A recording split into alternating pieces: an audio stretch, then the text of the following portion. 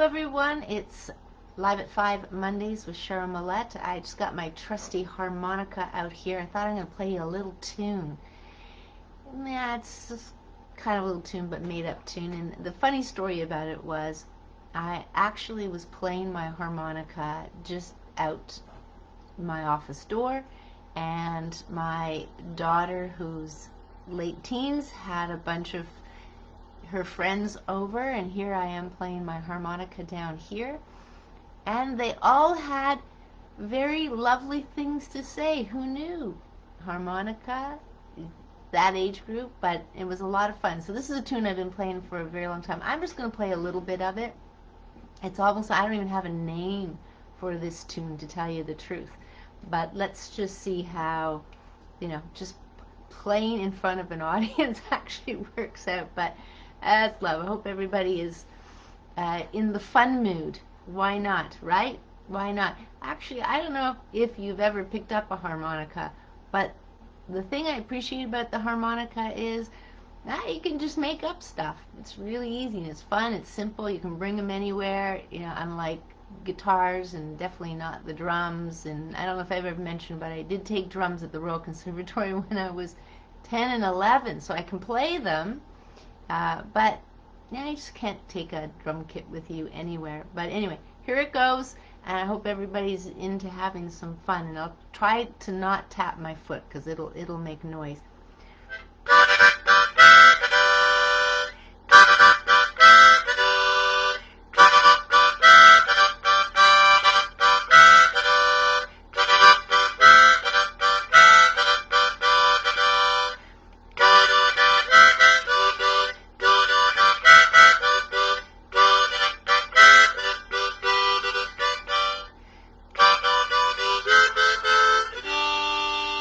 Anyway, a little fun. We're gonna have fun. I got some great jokes for you today, and I'm just thinking more and more. How do we have fun? How do we create the fun? Where's the fun? So it's like pre-COVID. Were you having as much fun? Are you having more fun now? And the fun. So where's the fun? What's fun for you? What's fun for you? So just been playing and playing and playing, and it seems like playing and interacting and those kind of things. Anyway, as usual, so if you're new to this Live at 5 business, then I have 3 segments, something new, something interesting, something completely different, and then go into the news, and then end up with some laughs, some jokes, those kind of things. I got some really good ones today. Are they related to COVID? Yes, they are related to COVID, but there you go. So I want to ask good people here, have you ever heard of Shilajit? Have you ever heard of Shilajit? Now, you can see, because I have it out of the package, I have it in a glass jar, but it's like a reddish brown. You can't probably see it very well, but it's like a reddish brown Shilajit. And Shilajit can be added to your food, basically. You wouldn't want to heat it, but you can add it to your food, smoothies, those kind of things. It's kind of bitter, I have to say. It's not sweet like amla and some other of these super foods, if we have to call them that. It's not sweet at all. So if you were to smell it, it smells strong. Now let me tell you, I'm just going to read it off here. Let me tell you what Shilajit is. I'm also going to say how I first learned about it, because I really think that this company and the person I've known over the years did a great job, because part of their secret ingredient for their supplements was they all had Shilajit to raise the vibration of, and they had pictures, Kirlian machine photos, where you can see the vibration and the energy and how that was coming out of the supplements. But here it is. Shilajit is they say a brownish black resin, and it's like a reddish brown black resin discharged from layers of rock in several mountain ranges throughout the world, including the Himalayas, Tibetan, and Altai mountains, if I'm saying that properly. Now, there's not a lot of research done on Shilajit that I know of. And then I want to say here benefits. and it seems like it goes on forever. So you probably could Google Shilajit and some sort of a condition, but there's many of them here, or just do Shilajit benefits. There's many, so I'm just going to kind of go through. But first and foremost, Shilajit is an antioxidant. Now, antioxidant oxidation isn't a good thing. We don't want our metal to oxidize. We don't want our fats to be oxidized. You know, oxidation causes oxidative stress in the body. And so antioxidants are putting them in a better favor with the body, let's just say. So all these antioxidants, vitamin A is an antioxidant, vitamin C is so many things are antioxidants. They're healthy for our body. So that word might be overused in a lot of ways, but here they say Alzheimer's disease helps with low testosterone levels. Chronic fatigue syndrome, 10 benefits in use. Anemia, yes, so something around iron, if people are having issues around iron, and anemia being low iron, one of the anemias. The other thing that they see that they're coming here is fulvic acid, which in itself is in other products and being recommended to take these days. So what else do we have here? Yeah, chronic fatigue, and well, anything that antioxidant is going to help. Yeah, boost the hemoglobin. That's to do with iron, improves stamina, and battles fatigue. So somehow energy is there. It may help to stimulate the stomach acids in the body, which is, a lot of people think they have high stomach acid when they actually have low stomach acid. So aids in digestion. Yeah, so good for health, gut health, healthy skin. Most of these probably articles, the thing I've learned about blogging or articles on your website is you pick out what's trending and you write on it, and you do your research and you pick up information from here, from there, and everywhere, and you see quite often similarities between several articles. Yeah, they're able to. The Ayurvedic experience. So let's say Shilajit exerts action as a rejuvenated and energizing tonic laxative, expectorant. So that's getting things out. Immunomodulator, immune system, and a diuretic, which again would be getting things rid of. So it's the tropic, which disintegrates urinary stones. And this goes a lot of benefits. Slow down the aging process. Keeps the calcium in bones, therefore making them stronger. Why would we use up a lot of calcium?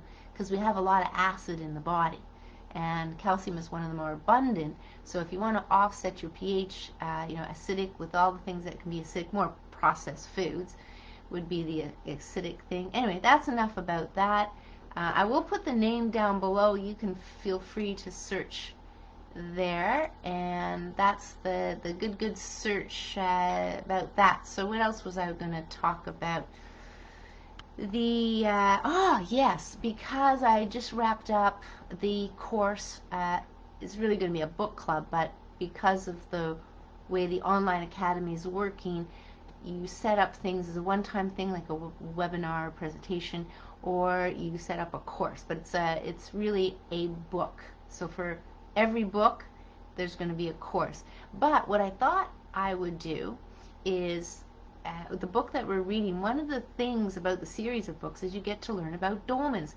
Do you have any clue what a dolmen is? Now, I've asked people of spiritual nature, many years in spiritual nature, archaeologists, and I know there's such a lot going on in the world that you can't possibly know everything. But a dolmen, the only reason I understood or learned about a dolmen was because of reading the book series, the Anastasia, the Ringing Cedars series. And what I also, when I was taking walking groups, organizing a walking holiday to Ireland, Ireland, was that there were some dolmens in Ireland. Who knew? We're talking about learning about dolmens that are in Siberia in Russia, and here they are. There are dozens of them, not in good shape, but some are, and maybe not complete, but they're there. They're like this ancient site. And Sharon, your book was educational but humorous at times. Yeah, smart lady. Yeah, well, you know, this is the whole fun part, right, Sharon and everybody. She's got to bring in the fun, you know, see the light in things, be able to laugh at ourselves, laugh at each other, and that kind of stuff. So dolmen. So what is a dolmen? I'm going to tell you what a dolmen is. So we visited a dolmen in 2018. Then I visited another one, a different one in Ireland in 2019. And I learned that the most dolmens in any one country in the world is Korea, of all places. But there's some in Morocco, some in Europe, England, and we're so familiar with the standing stones, but we're not familiar with the dolmen. I'll post a picture because the course page, which you would learn about things, you have to be a member. So I'll post my two of my pictures, the ones that are fallen down. And so Patty, just to explain a little bit further, so Patty was our tour guide in Glencolumcille, County Donegal, and what he did is we went out. It was my wish that I see dolmens, and so there you go. Bring us all 18 out in a medium kind of bus into a small tiny road up this farmer's driveway, and they're in the middle of the field with the sheep. So he proceeds to talk, and I had asked him already. I said, Patty, can I explain my understanding of what I've learned about dolmens? So he explained his, is they've been here, they found them here, they don't really know what they're all about. However, when they excavated some of them, they found bones, so they feel it's a burial site of such nature, right? So that's the scripted answer from tour guides. And the other answer, which I learned from Anastasia, the book series, was these are how can I say it? Almost like mini pyramids, but not pyramids, and they have they're various sizes. But if you can imagine a thick wall, stone wall, 4 of them being held up by a very thick slab, and we're talking, when you see the pictures, I'm not even as tall as the slab, and maybe even it could be even twice as high in one of them. But this place was a place that people could go. Now, people who were, how can I say it, people that were maybe partially enlightened, let's say, but in that nature, and they wanted to leave this world. They wanted to leave their physical body and go into spirit form and be a help for generations to come. So they could go into this place with no windows. There was a part in some of them you see where there's a little bit of hole, and there would have been a stone put in. I'm not sure if that's how they climbed in. It looks very small. But what Anastasia said is, in order to communicate with them, let's say you're contemplating things, you have questions, you have them, and maybe they have, the spirits around this dolmen versus have their different, maybe there's some of your ancestors, and you place your hands in a certain way on the larger side. You have to be barefoot. There has to be quiet contemplation. I was planning on trying it with the dolmen, but with all the group around, there's just no way I could drop myself into that. Well, probably I could, but they're all loading on the bus, so it's just this pressure, not going to be standing there for 10-15 minutes. But the idea is, then you could communicate and they could help. So it's like spirit information. But that's enough about the dolmens. But very, very fascinating, interesting. They're all words, you can look it up. I'll put the word down. I'll upload a couple of pictures for you, and you can check them out if you're so inclined to learn about something new. So there you go. And news. Let's go into the news. Now I did just a little math, a very quick math. I took the numbers, of course it has to do with this event.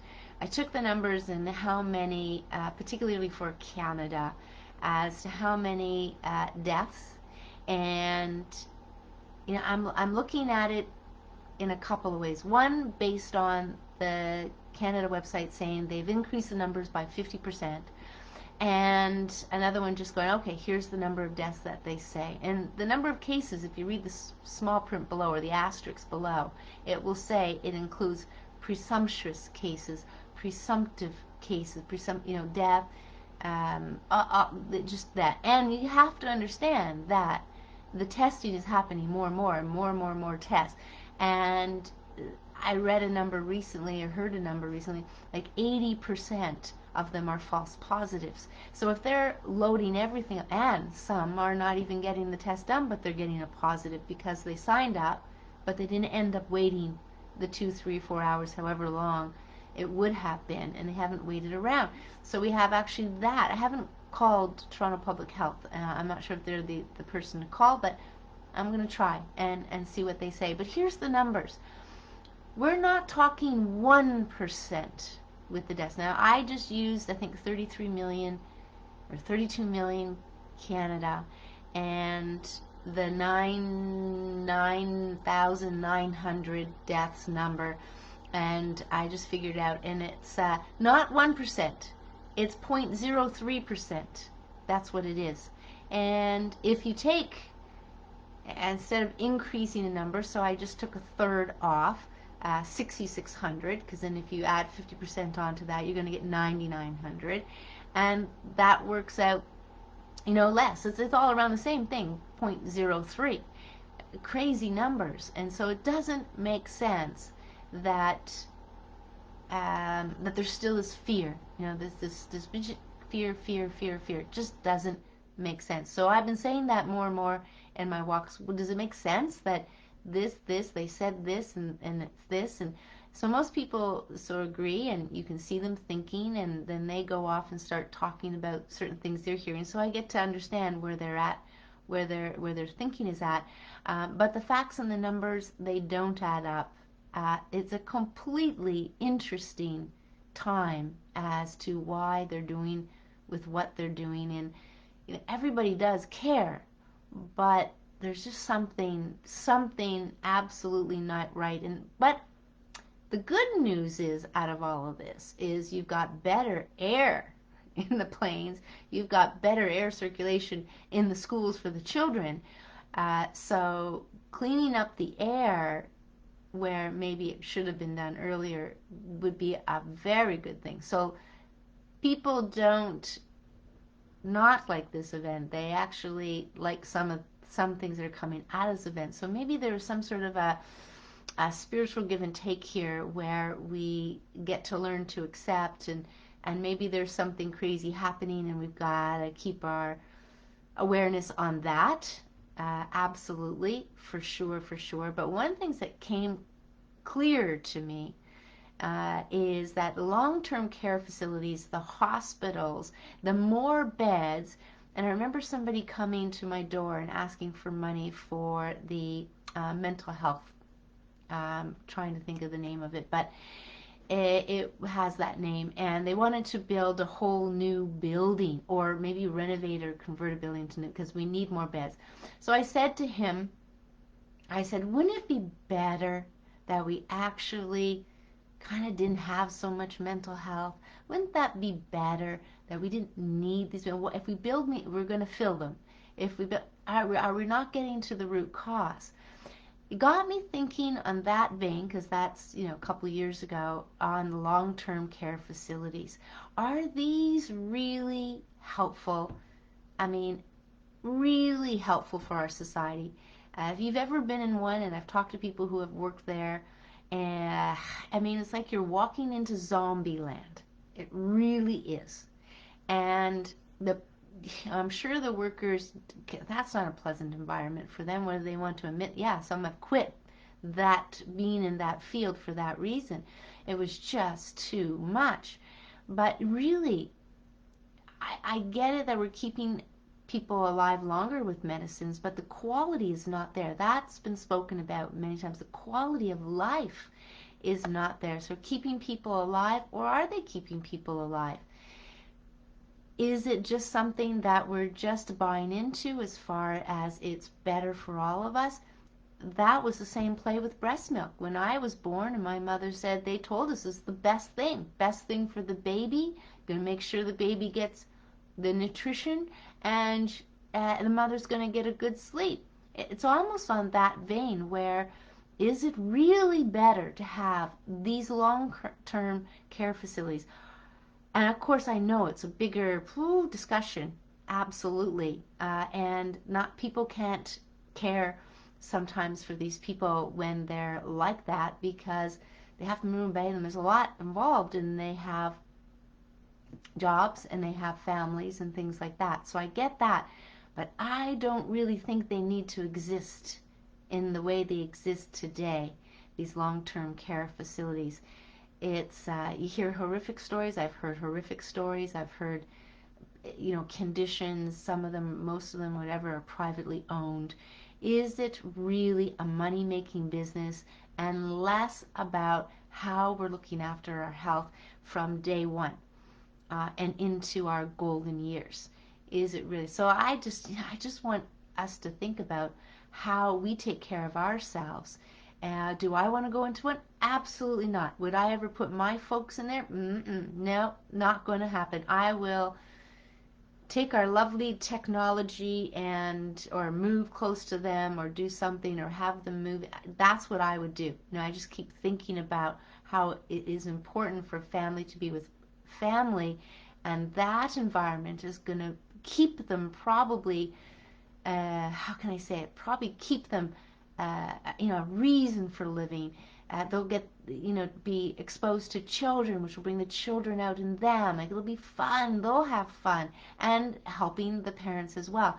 So what I recently heard from a neighbor, they're selling their house, and they're doing this joining of immediate families. So the parents, along with the kid, one of their kids, their whole family with the kids.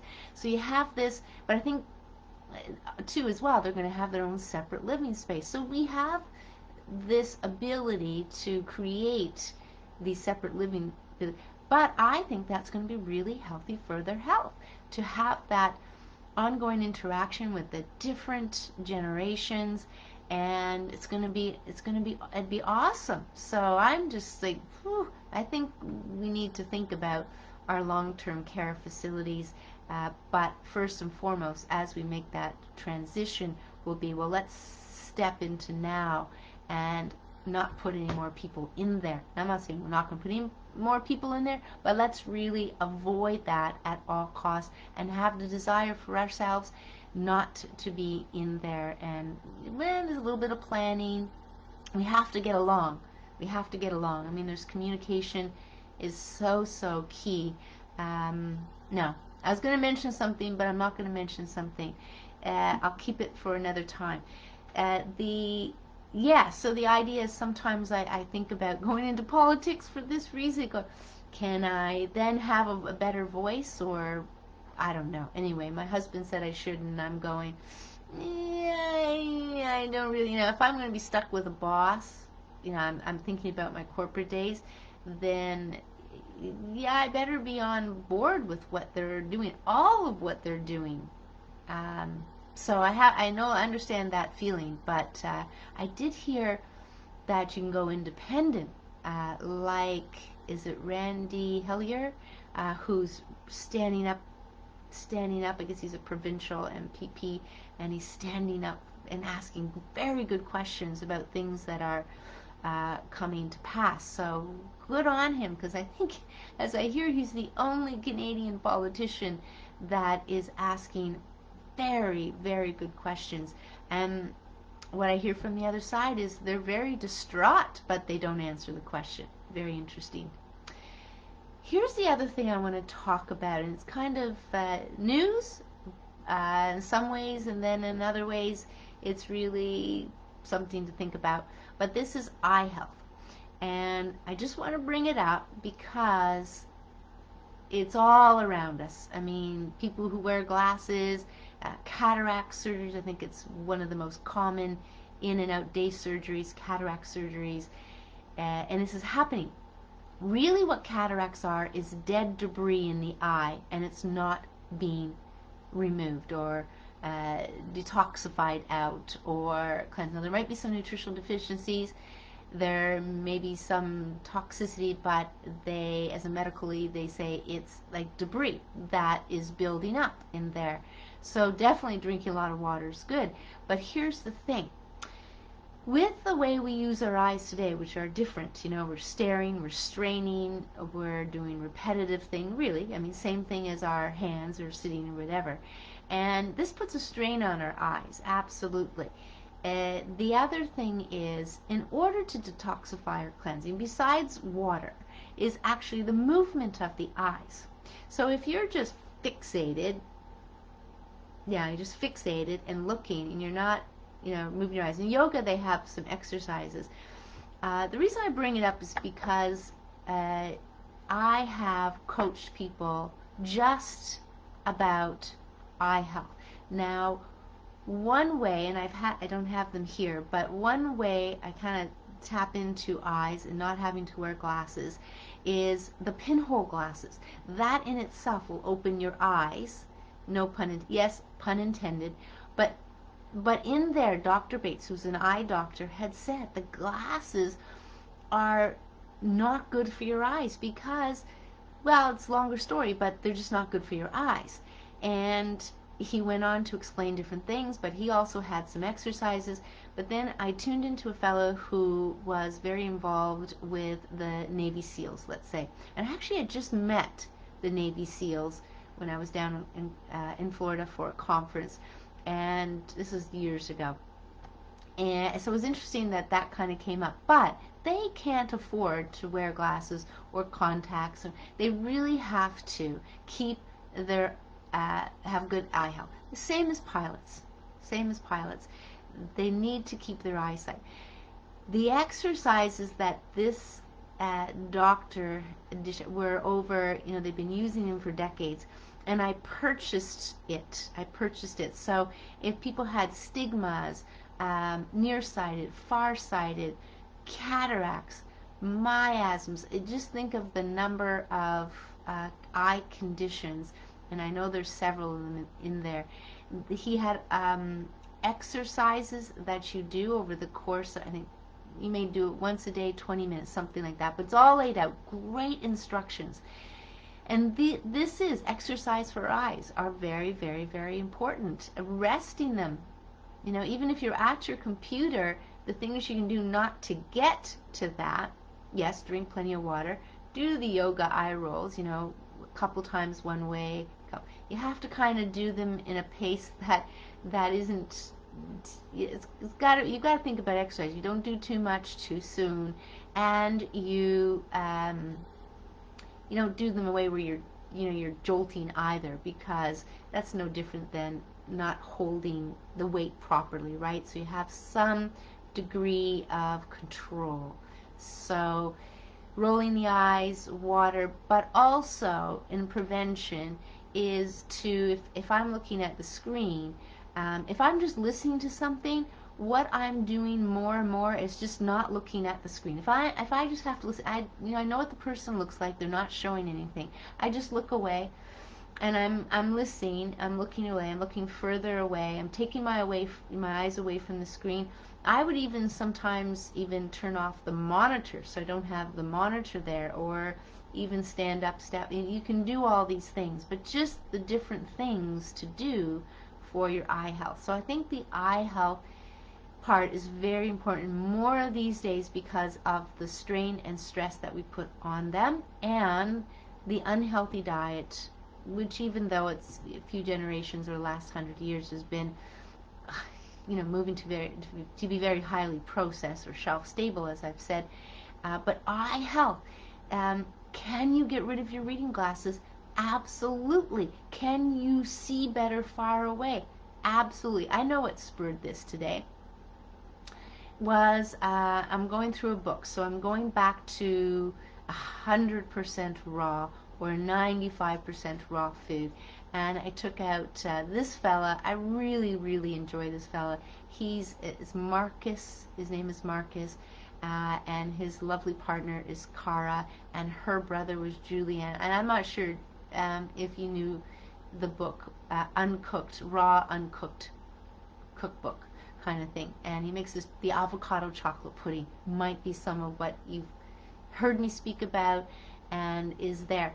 But in there, he was talking about he was unwell and he wore glasses. He was in early 20s and he had, what do they call it? Pop glass, pop glass eye glasses, right? Pop bottle eyeglasses, that's it. And then when he changed his diet, his eyesight improved, so he doesn't wear any glasses. The reason I speak to this, and actually many things in Live at 5, is really to just give you a sense of the possibilities. Because quite often we believe once our eyes start to go, oh well, that's it. You know, everybody's going to have reading glasses as they get older. Well, true enough, I have a cheap pair of reading glasses here because they make the print so small and they're so small on some of those business cards on those brochures, because I get it. You got 8.5 by 11 and you're fitting in what you have to fit in, and you just can't do with less. You want to do with more, so you have the small print. Well, if you have a pair of pinhole glasses, you just throw them on. You just throw them on. And that's what I just do. If there's small print or if the light's not good, that's the other aspect of eye health. People are reading in poor lighting, working in poor lighting. You'll get now I know it's kind of dark today, but you'll really get my drift on that when you go and read a book outside. Now it doesn't even have to be blue sky, sunny sky, but in the daylight, and maybe it's cloudy, whatever, you go and read a book outside and you see how much easier it is on your eyes. So if you have a window, that's the place to read the book, not in a reading light or a light bulb. Experiment with it and see how it differs. I mean, if it's night and that's all you have, a good reading light, absolutely, the better reading light, the better. And when you use the pinhole glasses, if you get some of those, I mean, they're only $30-something. I've had mine for, I don't know, 10 years. The idea is you have to have bright light when you're reading with the pinhole glasses, because there's all these little pinholes and they make the light, it looks like it's darker because you put these on, but it probably isn't. But it's a good light to read with them anyway. But you can't drive and walk or exercise with them on. Okay, so you cannot do any of those, and that will be in the instructions. But pinhole glasses, I'll post the name down below and you can look them up. And if you are very interested in getting rid of your reading glasses, or if you know people who have just been diagnosed with cataracts coming, like they're in the process of forming, or they're elderly, just, if this is of interest to you, just get a hold of me, because how it works out is it's like I spend 30 minutes, I have the documentation already given to people, go through it, it's self-explanatory anyway, so I don't have to spend all that time, and then 30 minutes, bang, $50, done, gone. You have all the exercises a person could want for their particular condition, and you're done. And share them to your heart's content. Doesn't bother me one iota. Absolutely, people can use them for prevention, and other people can use them. It's really great. But eye health, it's such a if I put sunglasses on, I feel like I've just put blinders on, just not the same freedom to see peripherally or anything. And then you hear the different things about the colored of sunglasses are problematic and weakens your energy, and then just the fact that the sun, the little sunglasses, and you have all this light coming in around. Well, it's pulling, it's pulling. You have some darker here, and then you have bright here, which is why you see the elderly people wearing the glasses that kind of go all around, which is healthier that way for not pulling. But that's eye health. Now I want to go through some very good laughs here. So let me Find it, pop it up, and read it out. Now, unfortunately, these I actually don't have. They're not files. They come in an email, and I'll try and download it to see if I can get it in JPEG. But there's a number of them, so I'm just going to read them out here. So we ready? Are we ready? I'm just going to make sure I have them here. And okay, here's the first one. Two little boys were at a wedding when one leaned over to the other and asked, "How many wives can a man have?" And his friend answered, 16. 4 better, 4 worse, 4 richer, and 4 poorer. There you go. I thought that was cute. All right. Now we're going to get into the COVID ones. Did you know that the bathing suit of the, let's just call it, of the year is called a trikini? Now I just see a picture here. You can't see it. But a trikini. So we're used to understanding, well, yes, there's the one piece, and then we caught, bikini or bikini, 2 pieces. But there's actually a trikini now, because now you have the ones with the mask. So it's a cute little picture. Whoever made that. And this was something that somebody had on a board. Masks are the new bra. They're uncomfortable. You only wear them in public. And when you don't wear one, everyone notices. Let's see. So in retrospect, in 2015, not a single person got the answer right to where do you see yourself 5 years from now. I thought that was clever, these people, I tell you. I won't read all of them. No, don't want to read that one. This one's cute, but you have to see the picture, so I'm going to try and describe the picture. So just imagine, like the cartoons, you see an arched door. It's for the mouse. The mice go in and out the little hole in the wall. And in through the hole is coming a mouse with 2 bags. And in the hole are 2 mice sleeping or resting on 2 hammocks. But the hammocks are actually masks. So here's the saying on it. This will probably be an easy one too, because it's Curtis on it. Free hammocks all over town. It's like a miracle. So they're having their fun beds there. Now this is a cute one too. This is the dirty lunchbox. And I thought it was a nasal swab. And on the sign as they're driving, it says COVID testing in the rear. And I thought it was a nasal swab. What they won't think of. Oh, what pets think about quarantine? So for all those pet lovers out there, what do pets think about quarantine? Dogs. He loves me so much. He quit his job to be with me. Cats. I knew that idiot would get fired one day. It's funny. Okay, so here's this one. This is not necessarily COVID. Ships don't sink because of the water around them. Ships sink because of the water that gets inside of them. Moral of the story, don't let what is happening around you get inside of you and weigh you down. There you go. That's a good one actually for COVID. Doesn't have COVID in there, but I like this one. I don't use this, but I know somebody in my family has one of these around and tried to put it into the kitchen to trip us up if you say something. But so me, person, Alexa, what's the weather going to be this weekend? And Alexa says, why? Where do you think you're going?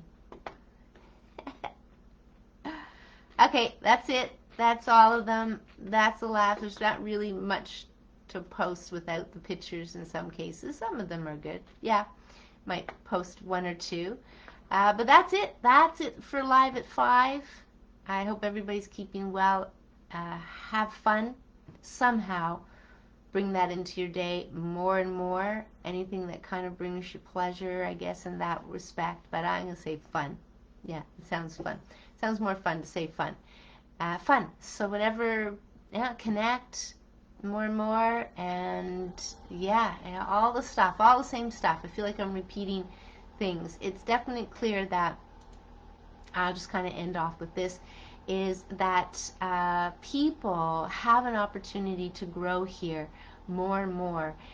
They're in light of a few of the encounters I've had in this past week. It's clear that when people are having a certain situation before them happening, and it's happening in a certain way, and so 10 people, all different situations. I think I've mentioned this before. Those particular things that are coming at you are actually for you. They're for you. So whatever's happening, it's for you. There's always more explanation here, of course, but happy to explain more. The uniqueness comes in here. That's why I don't kind of want to go rolling into something when you might just think, well, okay, that's really the space it's all about. It's not. It encompasses everything that's happening before you, no matter what. It encompasses everything that's coming before you, and so uniquely, it is there for the person uniquely. That's why in one of the books, At the Feet of the Master, one of the things that I found very interesting is that people don't know how to mind their own business, because uniquely for you, whatever's coming for you is uniquely for you. It's not going to be the same situation. This person goes, well, I did this and this worked and things like that. So all the situations are unique.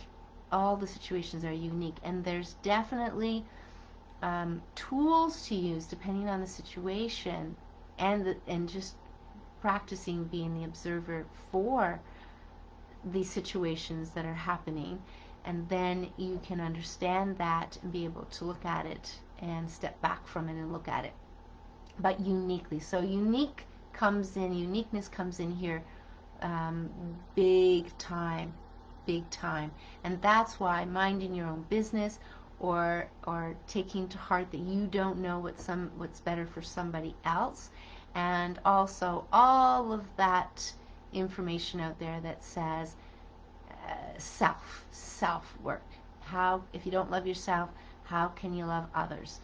If you don't take care of yourself, how can you take care of others? So we've been trained with this whole selfish, don't do, you're doing everything for yourself, it's selfish, and that's a condition that we have, and yeah, that has to be dissolved to a certain extent. It's not that anything's bad, it's just that it just makes you think a different way. One part of your mind starts thinking about that in different situations. Anyway, there you go. So I'm going to wish everybody a wonderful evening, and we'll see you back here at Live at 5. What day, I do not know, but minimally Mondays for sure. Any questions, any comments, any feedback, and thank you, Sharon, for the comment on the book. Sounds like you're finished. So sold a few more books this week, and just yeah, very excited about the feedback, and I can see humorous, and I meant to, that's what I wanted it to be humorous, to lighten it up a little bit, the subject, so that it doesn't feel so heavy, because death is, as they say, one of the most feared things, and when we think of health and what's at the end of the road, and that, so just to lighten all that up. But the key thing about the book is, well, the fear that we have on death doesn't have to be that way anyway. So this really gives you the, how can I say it, the leg up on what's actually going out there that's not working so well, for whatever reason they're doing it, money, who knows? But it gives you a leg up on and confidence to talk to your practitioners. It really is just laying out things so you can grasp it. Do you have to read it twice? Do you have to read it 3 times? Nothing wrong with that. To grasp it and to grasp it well, so that you don't fall into a certain scenario with worry about when things happen. It kind of takes that off your plate. That big word worry is coming in. It comes in many different. Why? Because unknown, fear of the unknown. Also ideas of what has happened maybe in the past or to others, things that we've heard. So we get into this worry. But if you understand the root causes of disease and the actual stages, then you are much better. You are prepared for anything that happens with your health. Anything. I mean, I'm not stretching this out. I'm saying anything. It is anything. You'll see how it all fits into everything as far as symptoms go. And then some of the understandings and tools and different things that you need, that you can use. Simplistic things you have to think about. Yeah, is there going to be change? That's the beautiful thing. Change makes it interesting. That gives us variety. All of that good stuff. So thanks again, Sharon, for that. I'm glad you got out of it what I put into it. And again, I'm going to wish everybody a wonderful evening, a wonderful week. However, I'll see you. Usually I announce it now here when I'm going to do live at 5. It's always at 5 p.m. anyway. They'll always be saved down below. You want to go see the ones from 2 years ago or so, because they're all on YouTube channel, Cheryl Millett. I guess you'll find it that way. And there you go. So you're, all kinds of good stuff. So take care. Bye for now. We will see you again soon.